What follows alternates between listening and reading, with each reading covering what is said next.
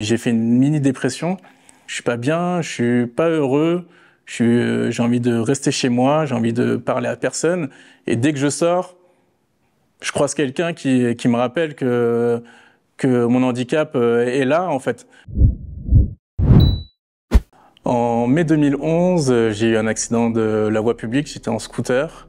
Une voiture a malheureusement grillé un feu. Moi, j'étais au feu rouge et dès que le feu s'est mis au vert pour moi, j'ai commencé à accélérer et j'ai tourné la tête et la voiture a grillé le feu et m'a percuté. Et malheureusement, elle a pris la fuite directement. Elle a d'abord attendu que je me relève, voir si j'étais pas mort, parce que je l'ai vu, je l'ai entendu s'arrêter. Et au moment où je me suis relevé, là, j'ai entendu son démarrage et elle est partie.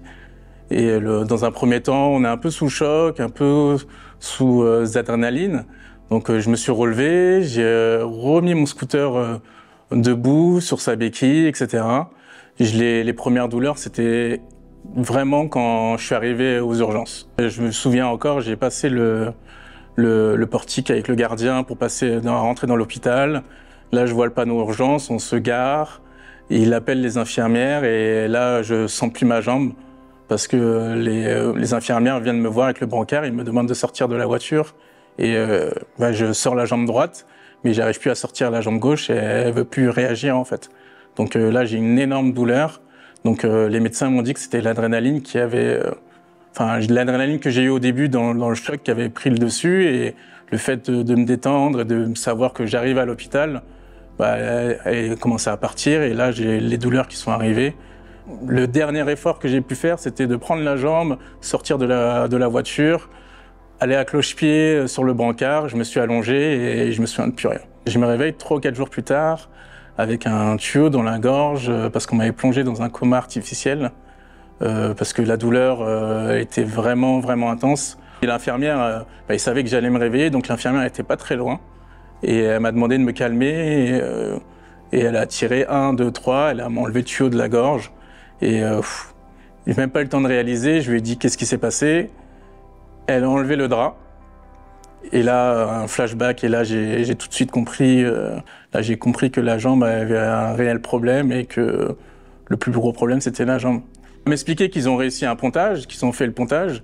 Les chirurgiens, ils étaient très fiers parce que c'est une opération qui réussit pas tout le temps. Je tourne la tête, il y a 15 médecins devant moi. Donc, c'est vraiment une opération qui a réussi, ils étaient très fiers. Et moi, ce que je me souviens le plus, c'est que j'avais très très mal, mais ils portaient ma jambe comme si c'était un sac de patates, en fait. Alors que moi, j'avais une douleur, mais incroyable. Je les calcule pas. En fait, je suis un peu sous le choc. Je regarde ma jambe suspendue à une barre. Pour la première amputation que j'ai subie, c'est les orteils. On a vu qu'ils étaient en train de nécroser. On m'a retiré le fixateur pour pouvoir mettre en place les opérations pour pouvoir plier le genou, pour récupérer cette flexion. Et on s'est rendu compte que c'était beaucoup de travail, que mon genou était vraiment dans un sale état. Il n'y avait pas de ligaments, il n'y avait pas de tendons, il fallait tout refaire. Et donc cette opération, je l'ai faite, c'était là 3 ou 4 fois, pour libérer le genou, pour refaire les pansements, etc. Donc je suis passé au bloc en un été une dizaine de fois. Des opérations qui n'ont pas fonctionné. Donc je suis allé en centre de rééducation. On s'est dit peut-être que je pouvais récupérer un peu de flexion avec de la kiné, avec du travail musculaire et revenir plus tard pour me refaire opérer. Donc ça, ce process a duré 3-4 ans. Quand on est hospitalisé et qu'on rentre chez soi que samedi, on rentre dimanche, au bout d'un moment, on craque. Hein. Je pense que chaque être humain, au bout de 2 ans, au bout de 2 ans d'hospitalisation, au bout d'un moment, on n'en peut plus. J'ai devenu très méchant avec mon entourage, avec le personnel hospitalier, avec beaucoup de monde. J'étais totalement stand-by. J'ai plus de travail, plus d'école, plus rien. Hôpital, centre de rééducation, et quand j'étais en centre de rééducation, je pouvais rentrer samedi, dimanche, et je revenais le dimanche soir dans mon lit en hospitalisation, et lundi, on recommençait une semaine de kiné. Donc de 2011 à 2015, j'ai fait le calcul, approximativement une trentaine d'opérations pour au final pas grand-chose.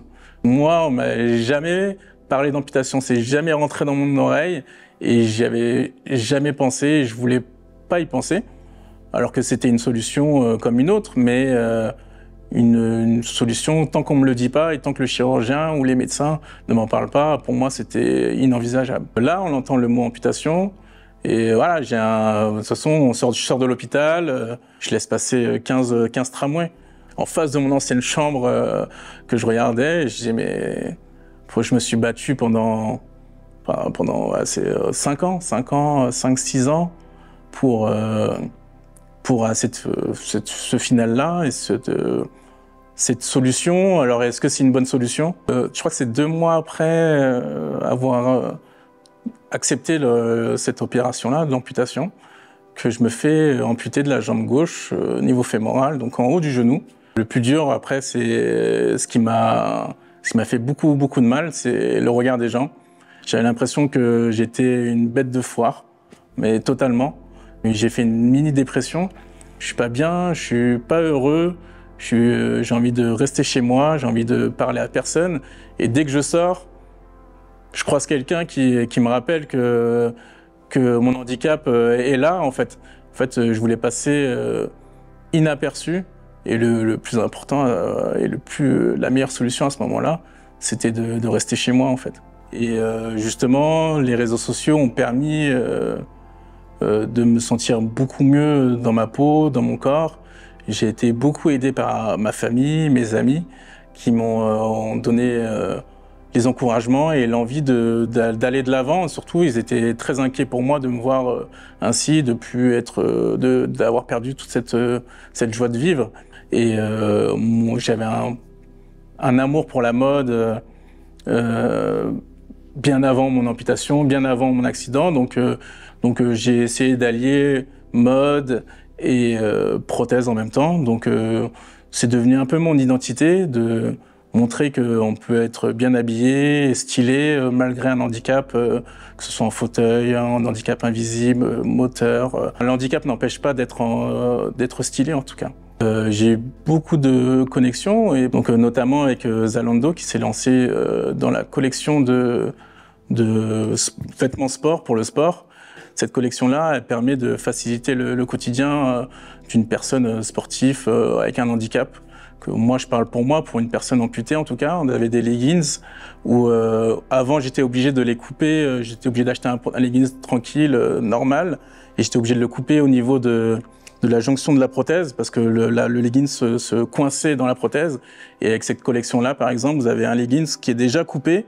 Vous pouvez choisir, moi je suis amputé jambe gauche, donc j'ai un leggings qui est déjà pré-coupé sur ma jambe gauche. C'est des choses où on n'est pas forcément obligé de se mettre à nu ou d'avoir un vestiaire pour aller au sport. En dehors des affaires des vêtements et des accessoires de sport, Zalando a aussi une collection de vêtements, mais vraiment pour le style, lifestyle, streetwear, vraiment adapté à tous les handicaps.